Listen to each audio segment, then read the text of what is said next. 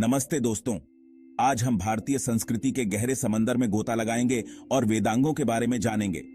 वेदांग सिर्फ किताबें नहीं हैं, बल्कि वो वेदों के अंग हैं जो हमें वेदों को सही ढंग से समझने, पढ़ने और उनका उच्चारण करने में मदद करते हैं।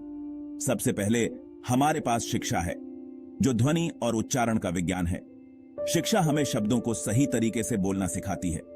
इससे वेद मंत्रों का शुद्धता और शक्ति के साथ उच्चारण होता है। इसके बाद हमारे पास व्याकरण है। व्याकरण के ज्ञान से ही विद्वान वेदों की सही व्याख्या कर पाते थे। व्याकरण सिर्फ नियमों के बारे में नहीं है, बल्कि देवताओं की भाषा को समझने के बारे में है।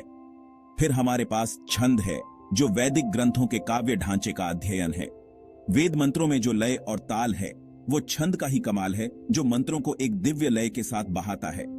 छंद के बाद हम निरुक्त के बारे में जानते हैं, जो शब्दों की उत्पत्ति का अध्ययन है। निरुक्त वेदों के गूढ़ अर्थों को खोलता है और हमें उनमें छिपे ज्ञान को समझने में मदद करता है। पांचवां वेदांग है ज्योतिष, जो वैदिक ज्योतिष शास्त्र है। ज्योतिष अद्भुत है। ये विभिन्न वैदिक अनुष्ठानों के लिए शुभ समय निकालने में मदद करता है, जिससे हमारे कार्यों को यूनिवर्सल लय से जोड़ा जा सके। अंत में हमारे पास कल्पा है, जो कर्म कांडों की विधि बताता है। कल्पा हमें सिखाता है कि अनुष्ठानों को किस तरह से किया जाए ताकि वो प्रभावी हों और देवताओं तक पहुंच सकें।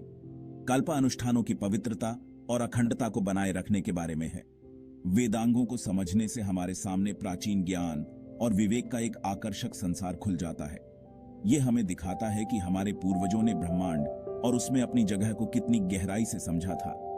जैसे जैसे हम इन प्राचीन ग्रंथों से जुड़ते हैं, हम अपने उस हिस्से से जुड़ते हैं जो यूनिवर्सल नियमों और शाश्वत सत्य से जुड़ा हुआ है। तो अगली बार जब आप कोई वैदिक मंत्र सुने या कोई हिंदू अनुष्ठान देखें, तो वेदांगों को याद रखें। वे सिर्फ शैक्षणिक विषय नहीं हैं, बल्कि दिव्य ज्ञान के रास्ते हैं। प्राचीन भारतीय ज्ञान की इस यात्रा में मेरे साथ आने के लिए धन्यवाद। जिज्ञासु बने रहें और खोजते रहें।